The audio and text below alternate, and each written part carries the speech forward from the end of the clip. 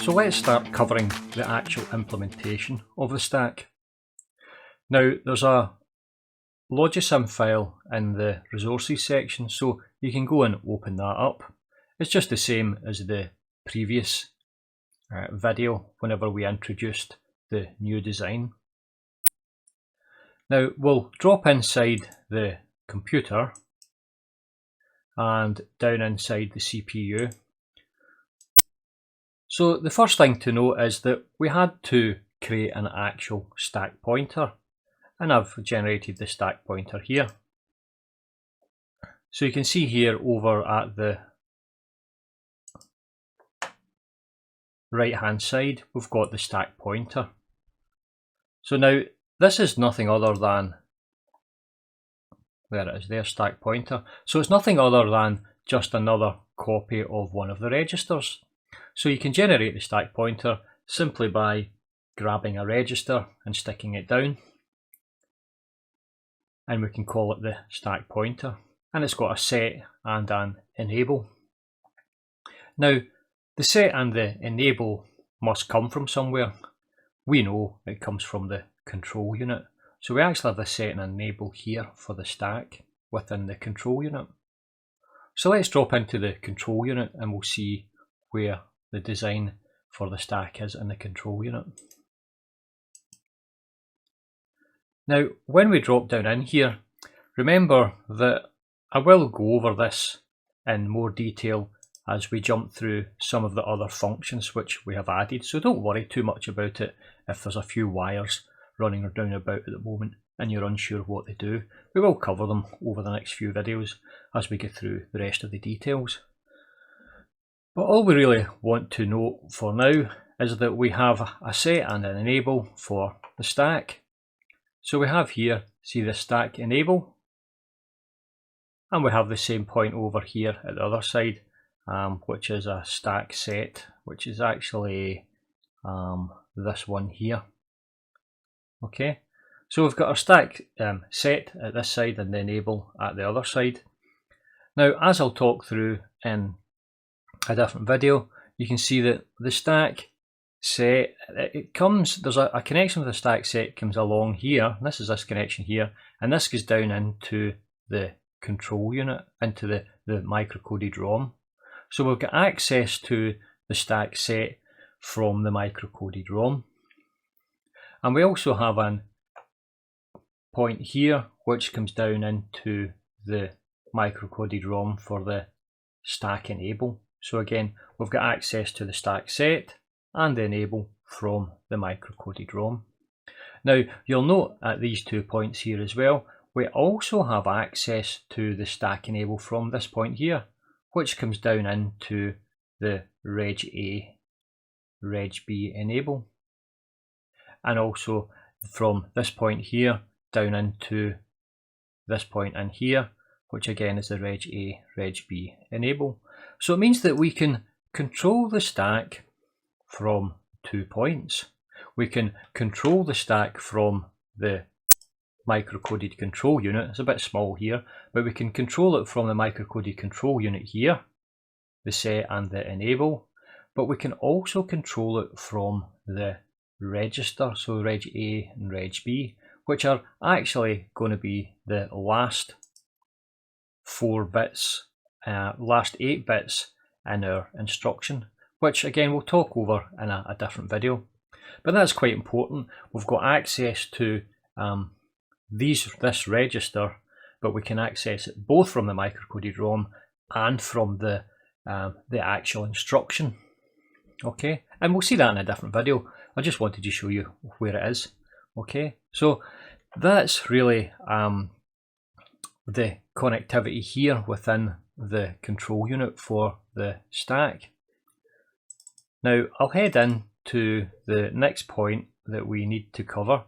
We said that we wanted to increment and decrement the stack value. So every time we go into the stack, we take one off and put a value in the stack. And whenever we push a value onto the stack, we take one off the stack pointer and it points to an empty stack position and we put the value in. And then whenever we pop that value off, we take that value off the top of the stack, and then we add one on to get down to the previous position within the stack. So we're always doing this increment and decrement. Now we could do the increment and decrement via the adder, okay, within the control unit, within the the ALU, but it's much better and much neater and far more useful to actually build it into the ALU, because we can build in two new functions. We can build in an increment function and a decrement function, and those are quite handy whenever you just want to add one onto a value or subtract one off a value within the assembly language code. So you'll note here, as I mentioned in a previous video, and we'll cover in another video when we go over the additions to ALU, we actually have an extra input to the ALU. So previously we just had 3 inputs. So I've added another one from the control unit. So whenever I added that other one from the control unit, it gave us a decoder, which is no longer a 3x8 decoder, but a 4x16. You can see this here. Okay, so now we've got an extra value coming in. We've got 4 coming in, so we've got 2 to the 4, we've got 16 lines. So we've got 16 possible lines here, and it's really quite simple. I mean, the previous adder, the previous ALU just stopped along this line here. And all we've done is just we've added extra functions in, the same as we've added them in below. Okay, so the ones we've added in and we're interested in is the increment and decrement. So this is the increment function here, and it's just simply a little adder. So this is a little adder which you can pick up within the design here. So we can go in here, and if we head down to arithmetic, and you can see we've got an adder and a subtractor. So we're just using the primitives that exist within Logisim because they're going to run a lot quicker. And if I was to go in and build up every single component from scratch, the course would just continually get bigger and bigger and bigger, and we wouldn't really find this an end point to it. Okay, so we've got the increment, and all we do is we put in a value of 1. So whenever we have a value coming in to the ALU from this A value, it comes in, and when it comes in, we choose the value here for the increment. So it's just going to be the 4 lines that come out of the control unit choosing the ALU function. So we'll choose this increment, and it'll just add the value of 1 on, and we'll get a value of 1. In fact, you can actually, well, I haven't chosen it there, but that's what will happen. And of course we can do that with the decrement as well, and all we do is we have a subtractor and we subtract off the value of 1. So that's really quite simple.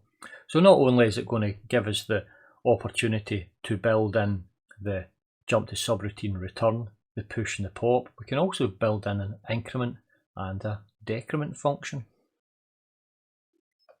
So those are the only places where we've actually made any changes, or that's how we actually implement the physical stack into the system. Now, the rest of the video is going to be on how we actually generate the jump to subroutine and the return functions. Now, this is all done via the spreadsheet which I showed you. Now, there's a copy of the spreadsheet again in the resources section of this video, so you can open that up and we'll go through the actual implementation of a jump to subroutine. Again, don't worry too much about the spreadsheet if there's columns and sections you don't quite understand. Again, as we go through the rest of the videos here, we'll explain anything else that's been unexplained in this video.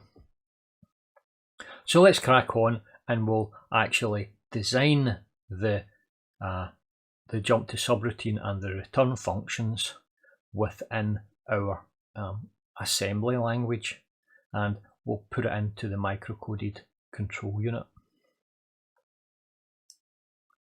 So let's see how we're going to implement the jump to subroutine and return functions within the microcoded control unit. Now, if you get into the resources section, you can open up the spreadsheet which generates all of the microcode that we need in order for us to run our commands. Now, I was wondering whether to show you this building it up live or actually just to show you what I've already generated, and I decided just to show you what I've already generated.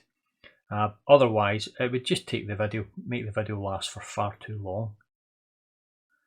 So let's talk through some of the columns here, and again, don't worry too much because we will be using this spreadsheet a few times, so we will go over it a few times, and each time you'll get to know a little bit better. But first of all, what we'll do is we're interested in what these three columns here do that I've put in this kind of yellowy orange colour. So the opcode here, well, that's going to be 6 bits.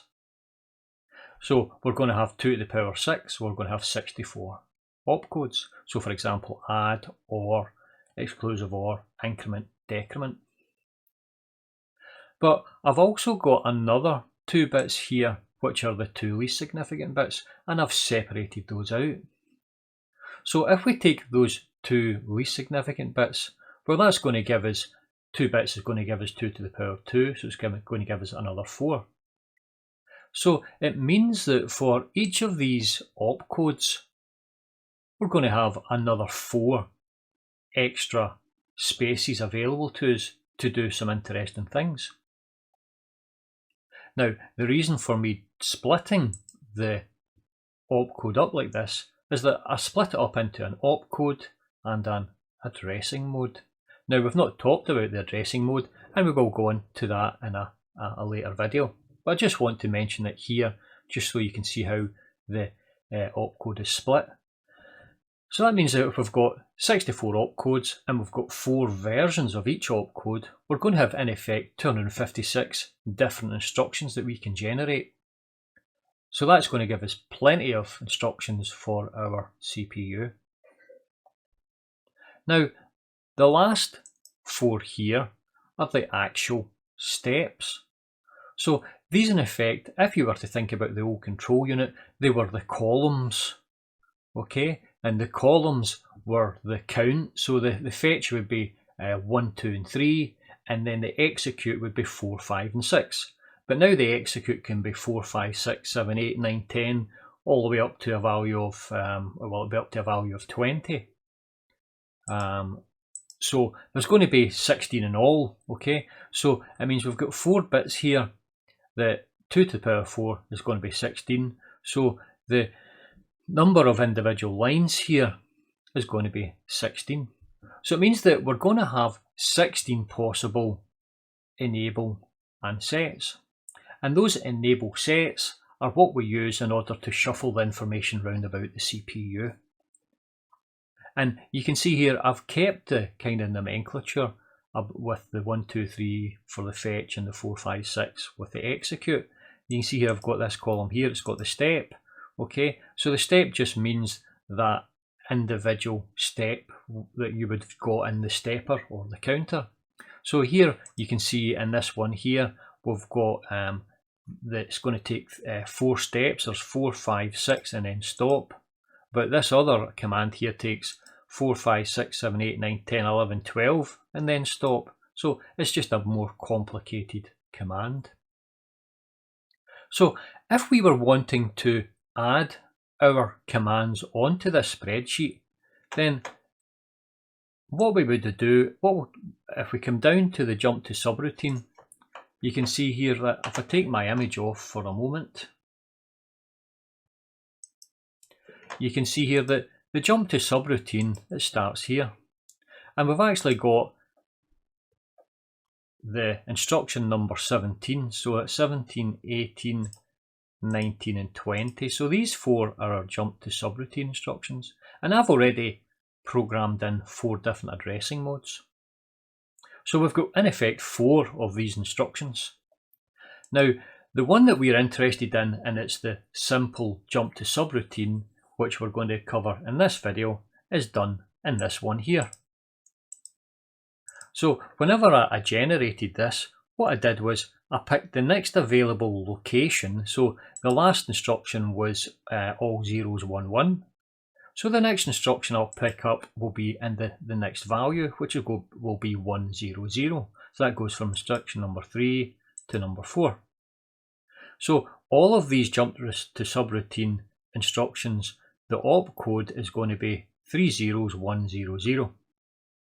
But in order to distinguish each of the addressing modes, the two least significant bits change. So this is going to be addressing mode 0 for this one, addressing mode 1, addressing mode 2, and finally addressing mode 3. Now, within each instruction, we're going to also have the actual lines of the microcode. So these are our sets and our enables that come out of our microcoded control unit and control all the sets and enables for each iteration of the instruction. So in the instance here for the jump to subroutine that we're interested, that's going to be our microcode instruction 0, 1, 2, 3 and 4, and it gets to stop at that point here, and then it moves on to the next value and the next instruction. So these three columns here are really define how we generate, or how we ensure that we have unique values for each of our instructions and each of our microcode within those instructions. Now, what I'll do is I'll actually put on the screen split so you can see the top level here. Okay, so if I click on this, I go into view split, so it means that when we run up here, you can still see. In fact, I'll split it at this point here. View split, so you can still see all of the columns, all of the column headings here. Okay, now I don't want to make it too small because it'll be difficult for you to see anything to make it too small, but you can see the column headings here. Now all the column headings here, you can see it at the very top here, we've got 32, 31, 30, 29, so all of these numbers, they actually relate to all of the numbers that are within our control unit.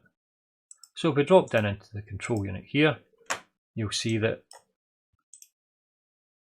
these numbers here, they're going to relate to all of the 32 lines coming out of the microcoded ROM. So that's going to be position number 1, you can see there's just a little 1 there, and the position number 32. So that 1 to 32 refers to all of these lines.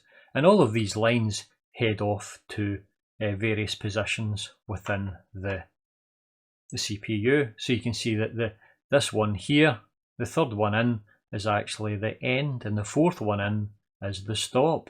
So if I went to the spreadsheet, you would find the end and the stop would be the third and the fourth. So when we come in here, you can see the end is number 3 and the stop is number 4. So that's all this spreadsheet does. It just relates the columns, which are our sets and enables, to all of the rows, which are our individual instructions. So if we were going to do a jump to subroutine instruction, we would have to generate the individual microcode for it. Now, there is something called register transfer logic. And the register transfer logic is just a little language that we can use so that we can be sure that we're moving the information properly around the CPU. Now, we won't actually cover all the details of a register transfer logic because for this small CPU, it's not really necessary. What really matters is that you understand your CPU and you understand how it works. And doing these register transfers is really good. cementing your understanding of your own CPU. So let's go ahead just now and we'll go through the register transfer logic for the jump to subroutine. So I have worked out the register transfer logic here, and we'll talk through it and we'll compare it to the actual physical design. So you can see here we've actually got our steps 4, 5, 6, 7 and 8, and remember these are nothing other than the original design for the control unit, which would have been the vertical lines that were coming down. Okay, so these are the positions within the stepper. Okay, so it's going to count 4, 5, 1, 2, 3 for fetch, 4, 5, 6, 7, 8 for the execute. So when we do the execute, remember we can only have one value enabled on the bus at any one time. We can't have two values on the bus. So whenever we have one value on the bus, that is an enable, but we can set that value in multiple locations throughout the CPU. That is multiple registers. Now, the way I've kind of worked it is I've tried to keep it as simple as I can. So I tend to just kind of make one enable in one set and one enable one set. Okay, but sometimes you'll get multiple sets, and we'll see that in here. Now, what we want to do is the jump to subroutine. So how do we jump to subroutine? Well, we've seen in the last video, what we have to do is we have to first of all subtract one off of the stack in order to get a clear position within the stack to stick in the return address. So that's the first thing we want to do. So it means that what we'll have to do is we'll have to take the stack, which initially will have been set up, the stack pointer register, initially will have been set up with the value for the bottom of the stack. And we will do this in effect as part of our operating system. I've not shown it here, but we will do that. So that register will sit with the value for the bottom of the stack. So whenever we enable that onto the stack, we enable that value, it puts that value onto the bus. And then what we want to do is we want to subtract 1 from it to give the next free available position. So in order to subtract 1 from it, we have to ensure that the ALU values are correct. Now, we know we've got 4 lines coming out for the ALU, and if we were to have a look at the ALU, we'll see that the decrement 1, which is subtract 1, is going to occur whenever the values in our ALU are 1, 0, 0 and 1. So we have to set those columns, the ALU columns, with a 1, a 0, a 0 and a 1. And we also have to set this, we have to put a 1 in the stack enable column. So that means that we will then, the ALU will have then subtracted 1 off of the value of the stack, and that value will just be sitting at the bottom of the ALU.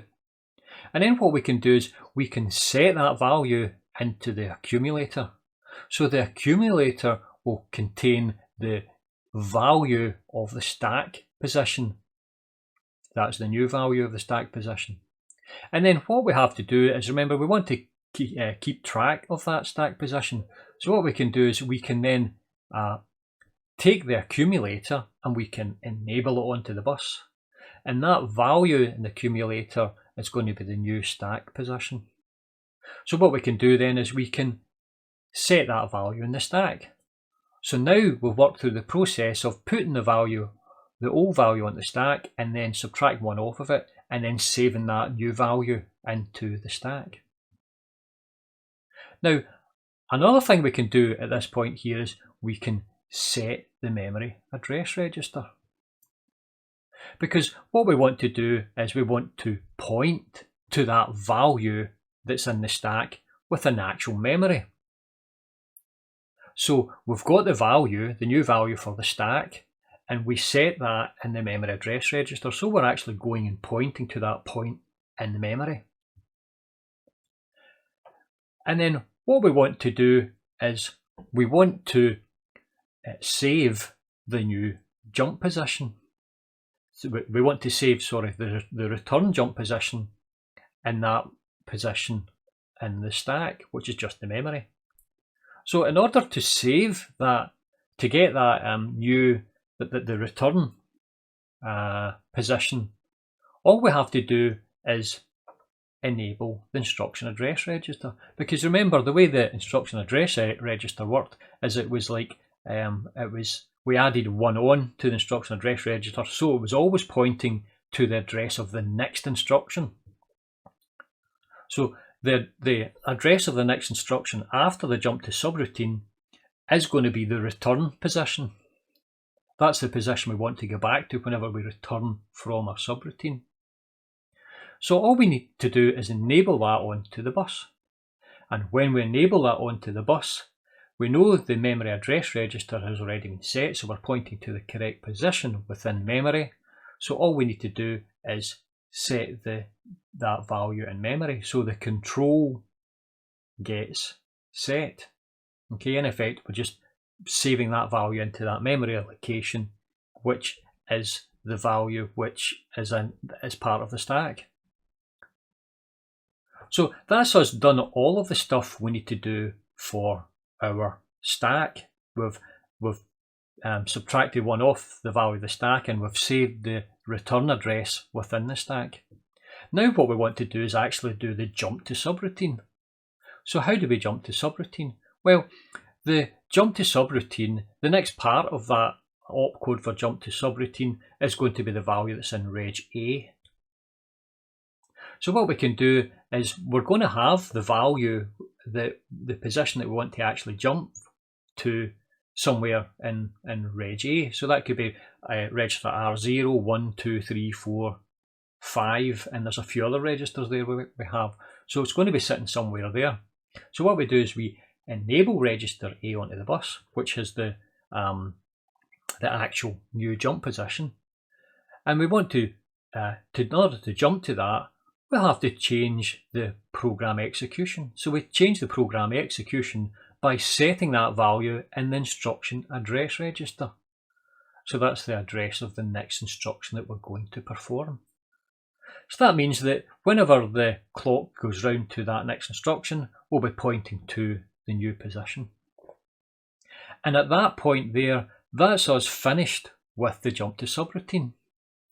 And we can then generate the stop command, and the stop command stops the counter from continually counting along because we've done everything that we need to do. We don't need to count any further. So that is a jump to subroutine. Now that's actually quite a difficult one. It's a difficult one to start off with, and it can get quite confusing, especially if you're doing hundreds of these things. And I've actually generated hundreds of them. And to be honest, I wasn't very good at it at the start, but you very quickly get used to it, and it really does cement your own comprehension of your own CPU design. So let's have a look at this in the actual CPU.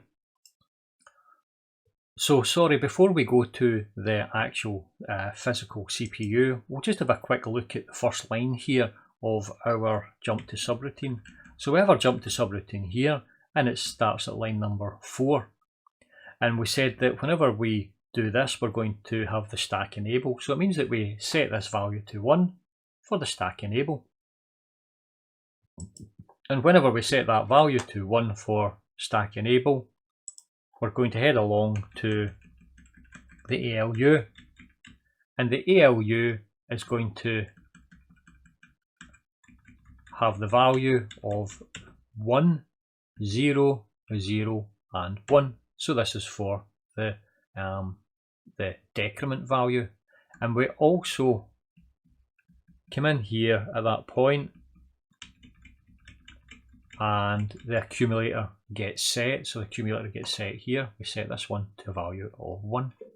Now we continue doing that with the rest of the values for steps 5, 6, 7, and also the stop.